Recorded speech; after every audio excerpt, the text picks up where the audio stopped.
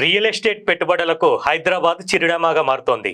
చిన్న చిన్న మదుపరుల నుంచి విదేశీ సంస్థాగత పెట్టుబడిదారుల వరకు అందరి చూపు విశ్వనగరం వైపు పడుతోంది. రియల్ ఎస్టేట్ రంగానికి అనుకూల వాతావరణం ఉండటంతో అన్ని తరగతుల వారు నగరాన్ని స్వర్గధామంగా భావిస్తున్నారు. ఆకాశ హార్మయాలతో నగరం అంతర్జాతీయ దృష్టిని ఆకర్షిస్తోంది.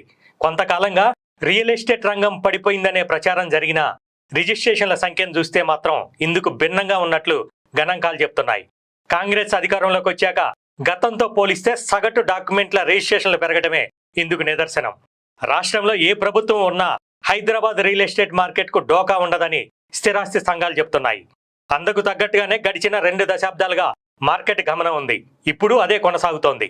డిసెంబర్లో రేవంత్ రెడ్డి ముఖ్యమంత్రిగా బాధ్యతలు తీసుకున్నారు. అప్పటి నుంచి మార్చి వరకు 4 నెలలు, అంతకు ముందు 4 నెలలు హెచ్ఎండిఏ పరిధిలోని స్థలాలు, ప్లాట్లు, ఇళ్ల రిజిస్ట్రేషన్ల డాక్యుమెంట్లను పరిశీలిస్తే